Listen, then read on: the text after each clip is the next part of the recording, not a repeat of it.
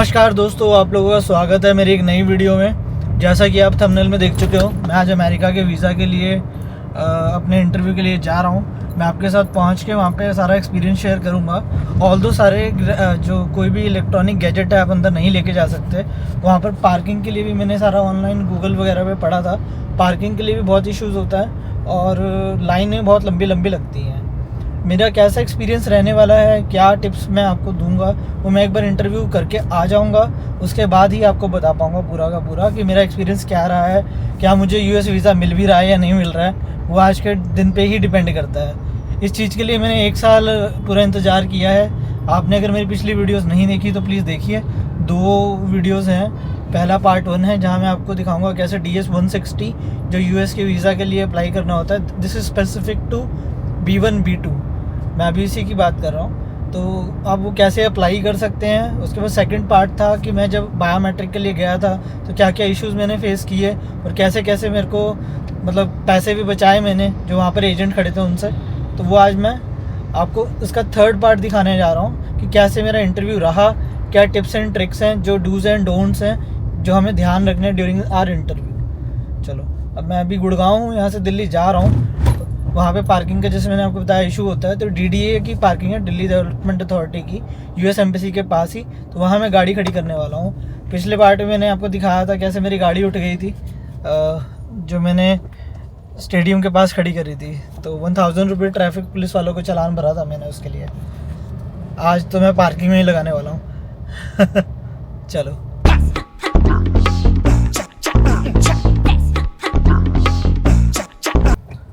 तो जी हम पहुंच गए हैं दिल्ली। यहाँ पर है असम भवन की लाइन, यहीं से आपको लेना है राइट दिल्ली डेवलपमेंट अथॉरिटी की पार्किंग के लिए। और यूएस एम्बेसी फिर वहाँ से थोड़ी सी दूर पड़ती है। वहाँ से मैं करूँगा ऑटो, और ऑटो करने के बाद फिर मैं जाऊँगा दिल्ली एम्बेसी, सब कुछ गाड़ी में छोड़ के, अपने फ़ोन और ये कैमरा भी। ये आ गया है कौटिल्य मार्ग जो सीधा जा रहा है पार्किंग की तरफ। दोस्तों, मेरा जो वीज़ा इंटरव्यू था वो हो चुका है और there is a good news, मुझे यूएस का वीज़ा मिल चुका है। अभी मैंने अपना पासपोर्ट यहीं पर दे दिया है इनको। मैंने चूज़ किया था कि मैं पिकअप करूँगा यहाँ से, तो मैं थोड़े टाइम बाद दोबारा आऊँगा यहाँ पर। और बहुत स्मूथ प्रोसेस था। बाकी आपको मैं पहुँच के बताऊँगा। अभी मैं पार्किंग से निकल चुका हूँ और पार्किंग से मैं वॉकिंग करके गया था। बाकी सारी बातें मैं आपको गुड़गांव पहुँच के बताता हूँ। लो जी, पहुँच गया हूँ मैं अपने घर। थोड़ा सा बदला बदला लगेगा, आप इसको इग्नोर करना। धीरे धीरे मैं आपको बताऊँगा कि ये सब कैसे बदल गया, वो अपनी एक अलग वीडियो में। अभी बात करते हैं जिस चीज़ के लिए ये वीडियो मैंने बनाई थी। मैं आ चुका हूँ यूएस एम्बेसी से और जो मेरा एक्सपीरियंस रहा वो मैं आपके साथ शेयर करता हूँ। सबसे पहले तो मैंने अपना अगर वो आपका अप्रूव करेंगे या रिजेक्ट करेंगे वो उसी टाइम पे बता देते हैं। आपको उसके लिए कोई बहुत लंबा इंतजार करना नहीं पड़ता। थोड़ा कैमरा सेट करता हूँ, अब ठीक है, पहले बहुत ऊंचा हो गया था। तो जो भी होगा वो आपको उसी टाइम बता देंगे। अगर आपका अप्रूव होगा तो आपका पासपोर्ट रख लेंगे, अगर आपका रिजेक्ट होगा तो आपका पासपोर्ट उसी टाइम आपको वापस कर देंगे और बोल देंगे your visa is not approved. अब मुझे वीज़ा कैसे मिला, अगर आपने मेरा पार्ट 1 देखा होगा तो मैंने DS-160 भरा था, उसके अंदर मैंने सारी इन्फॉर्मेशन डाली थी। वो मैं आपको सारा दिखाई चुका हूँ। अलग अलग केसेस के लिए अलग अलग बनता है, वो सारा पार्ट 1 में देख चुके हैं। उसके बाद जब मैं सेकंड टाइम पे गया था पार्ट 2 में, वहाँ पर आपने देखा होगा कि मैं बायोमेट्रिक के लिए गया था। वहाँ पर कुछ करेक्शंस हुए थे मेरे DS-160 के अंदर। उसके बाद क्या हुआ था, वहाँ पर सब कुछ सिर्फ, कोई भी एक्स्ट्रा डॉक्यूमेंट उन्होंने नहीं मांगा पूरे प्रोसेस में अभी तक मुझसे। सिर्फ उस टाइम पे पार्ट 2 के अंदर फिंगरप्रिंट्स हुए थे और फोटो खींची थी, बस दैट्स इट। अब ये पार्ट 3 है। इसके अंदर मैं एम्बेसी में गया। जब मैं गाड़ी से निकला तो मेरे को एक पर्सन मिला जो वहाँ एम्बेसी के पास ही काम करता था। तो उसने मुझे बताया कि वो वहीं पे काम करते हैं, उनके लिए वीज़ा लगवाना बड़ा ईजी है। अगर आप उनके लिए बात करो तो वो सिर्फ पासपोर्ट देंगे और नेक्स्ट डे ही उनको स्टैम्प होके मिल जाएगा। जब मैं अंदर गया तो बहुत थोड़ा लंबा प्रोसेस था। जैसे जब मैं एम्बेसी के पास गया तो वहाँ राइट साइड पे लोग वेट कर रहे थे और लेफ्ट साइड पे एम्बेसी में जाने का रास्ता था। तो मुझे नहीं पता था, मैं वेटिंग एरिया में रुका रहा आधा घंटा, जिसकी वजह से टाइम बहुत वेस्ट हुआ। वो वेटिंग एरिया उन लोगों के लिए है जो लोग उनके जो भी एप्लीकेंट है उसके साथ गए हुए हैं। एप्लीकेंट के लिए वो वेटिंग एरिया नहीं है अनटिल अनलेस आपको एम्बेसी के गार्ड ना बोले वहाँ जाने के लिए। तो उसकी वजह से मेरा बहुत टाइम खराब हुआ क्योंकि मैं वहाँ जाके खड़ा हो गया था। चलो, उसके बाद मैं वापस एम्बेसी की लाइन में लगा। वहाँ पर उन्होंने सिक्योरिटी चेक करे। आपका कोई भी इलेक्ट्रॉनिक आपके साथ नहीं होना चाहिए। तो मैं अपनी गाड़ी के अंदर ही अपना फ़ोन, अपना लैपटॉप, सब कुछ उसके अंदर ही छोड़ के गया था। कुछ भी अपने साथ लेके नहीं गया था, ताकि मेरा प्रोसेस ईजी रहे उनके लिए भी और मेरे लिए भी। सिर्फ मेरे पास गाड़ी की थी, पासपोर्ट था और DS-160 की कॉपी थी। इसके अलावा कोई भी एक्स्ट्रा डॉक्यूमेंट नहीं था, ना रिज्यूमे था, ना बैंक स्टेटमेंट थी, ना CV था, कुछ भी नहीं था। तो सिक्योरिटी चेक हुआ, उसके बाद वो अंदर जाएंगे, आपके इलेक्ट्रॉनिक चेक करेंगे, उसके बाद आप बैठोगे। 5 रोज बनी होंगी कुर्सियों की, उन रोज के अंदर आपको 25-25 लोगों को बिठाया जाता है और एक एक रो भेजी जाती है। तो वहाँ पर आप आधा घंटा वेट करते हो। बैठने के बाद वहाँ से जो रोज अंदर जाती है, फिर आप अंदर दोबारा जाते हो। वहाँ पर आप एक्चुअल में जो एम्बेसडर्स होते हैं, एम्बेसी में काम करने वाले लोग, उनसे मिलने लगोगे। तो सबसे पहले आपका बायोमेट्रिक होगा, वो वेरीफाई करेंगे कि आपका बायोमेट्रिक हो चुका है वहाँ पे, और दोबारा होगा कि आप सेम ही पर्सन है। ऐसा ना हो कि वहाँ पर अलग बंदा गया, यहाँ पर अलग बंदा गया। तो मेरा बायोमेट्रिक बहुत स्मूथ था, मतलब 1 मिनट में हो गया था, कुछ ज़्यादा टाइम लगा भी नहीं था। उन्होंने नाम लिया, पासपोर्ट लिया, फिंगरप्रिंट डाले और ओके कर दिया, दैट्स इट। उसके बाद जो लास्ट क्यू है, जो आपको एम्बेसडर से मिलने से पहले का होगा, वहाँ आपको आधा पौना घंटा लग जाएगा, क्योंकि वो क्यू बहुत बड़ा होता है। मतलब आप ये मानो कि उस लाइन में नाना करते हुए 100 से ज़्यादा लोग होते हैं एक बार में। आपको उस क्यू के अंदर आधा घंटा लग जाएगा।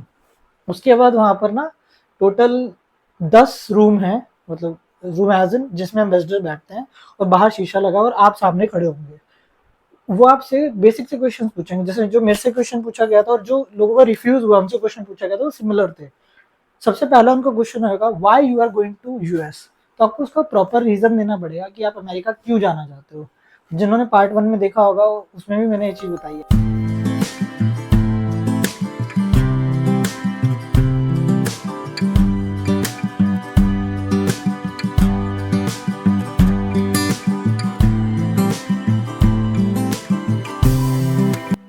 प्रोटोकॉल ऑफ US, और उसके लिए मुझे US जाना पड़ेगा। There is no way to do it here in India.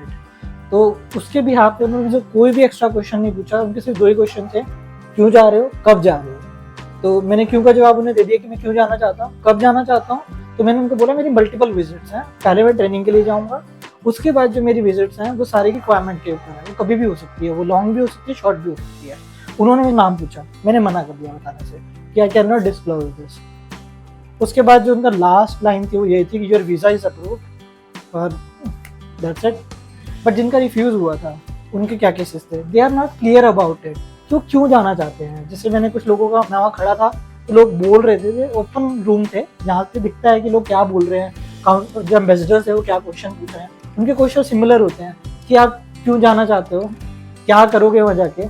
अब मैं तो चलो एक काम से जा रहा हूँ, अगर आप लोगों का काम है घूमना, तो आपके पास पूरी एक आइटिनरी होनी चाहिए, कहाँ कहाँ घूमने वाले हो। आपके पास फ्लाइट की रिटर्न की टिकट होनी चाहिए, जाने की टिकट होनी चाहिए, आपके पास बुकिंग होनी चाहिए कहाँ कहाँ पर आप घूमने वाले हो उसके। और थोड़ा बहुत चल भी जाएगा अगर आप थोड़ा बहुत कम भी दिखाओगे, बट अगर आप 100% में से 70% उनको सेटिस्फाई करते हो ना, they are okay with it, they are really happy to give you visa. वो मैंने फील किया। अगर कोई भी बंदा, जैसे एक पर्सन था, उसने उन्होंने 2-3 बार पूछा why you want to go, उसके पास कोई आंसर ही नहीं था। तो this is not the way. अगर आप किसी भी कंट्री में वीज़ा अप्लाई कर रहे हो तो यू शुड नो आप कहाँ जा रहे हो, क्यों जा रहे हो, किस पर्पज से जा रहे हो, whether you are going to study. तो आपका पूरा डिटेल होना चाहिए कि आप किस यूनिवर्सिटी से पढ़ रहे हो, क्या आपके जैसे मैं देख रहा था बहुत सारी फैमिलीज आई हुई थी जो अपने बच्चों के लिए एजुकेशन वीज़ा लेकर आई थी। उनके पास पूरी डिटेल्स थी कि उनको वीज़ा क्यों चाहिए, उनके पास क्या फंड्स हैं, उनके पास क्या अप्रूवल हैं कॉलेज एंड यूनिवर्सिटी से, उनके बच्चे की क्या रैंकिंग है, ये सारे डॉक्यूमेंट उनके पास थे। जो भी उन्होंने मेरे सामने मांगा था, 1-2 डॉक्यूमेंट्स उन्होंने वेरीफाई कराया, they are okay with it. तो this is the whole process. उम्मीद है आपको ये वीडियो अच्छी लगी होगी। अगर लगी है तो इसे लाइक करना मत भूलना। कोई भी क्वेश्चन, कोई भी क्वेरी है आप लोगों की, तो मेरा इंस्टाग्राम हैंडलर है घुमक्कड़ सचिन, आप वहाँ वो जाके पूछ सकते हो। दोस्तों मैं पहुँच चुका हूँ DLF की पार्किंग में, जो कि है शिवाजी मेट्रो स्टेशन के बिल्कुल पास। पिछली बार मुझे 1000 रुपये का चूना लगा था, इस बार वो ना लगे, इसलिए मैंने अब जो अपने पार्किंग करी है। और यहाँ पर जो पार्किंग के चार्जेस हैं वो है 17 रुपये पर घंटे के हिसाब से। अब ऐसा लग रहा है मेरे को पहले ही पार्किंग में लगा देना चाहिए था। यहाँ से वॉकिंग डिस्टेंस पे ही है VFS, मतलब हार्डली 1 मिनट ही लगेगा, 100 मीटर ही मान के चलो आप। ये देखिए, ये है वो बिल्डिंग जिसमें मैंने पार्किंग करी है DLF की, जिसमें बैंक वगैरह सब कुछ है। और वहाँ पर आपको दिख रहा होगा वो है शिवाजी मेट्रो स्टेशन, जिसके अंदर VFS ग्लोबल है। ये पेट्रोल पम्प इसकी पहचान है। चलो अब अंदर चलते हैं और पासपोर्ट उठाते हैं। जब आप यहाँ पर आओगे आपको बहुत सारे लोग यहाँ पे बाहर बैठे हुए दिखेंगे, पिछली बार मैं भी यहीं बैठा था जब मैं वीज़ा इंटरव्यू के लिए आया था। यहाँ आपको बायोमेट्रिक्स होगा और फ़ोटो खींचेगी, उसके बाद बाकी सारी चीज़ें होंगी। चेकिंग कराने के बाद आपको नीचे आना है, यहाँ पर आपको जाना है VFS ग्लोबल की तरफ। यहाँ पर पिछली बार भी मैंने आपको दिखाया था, जितने भी अलग अलग कंट्रीज़ हैं सबके लिए वीज़ा सर्विसेज ऑफ़र होती हैं। चाइना के लिए भी यहीं पर से होगी। पहले हम जाके पासपोर्ट उतारते हैं, फिर चाइना का दिखाता हूँ आपको।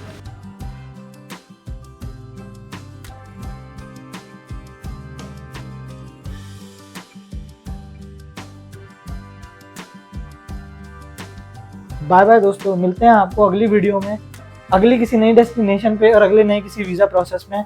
मेरे साथ जुड़े रहोगे तो मैं आपको बिना एजेंट्स के बहुत सारी स्कीमें बताऊंगा। ये सारा प्रोसेस मैंने खुद अपने आप किया है बिना किसी एजेंट को इन्वॉल्व करे।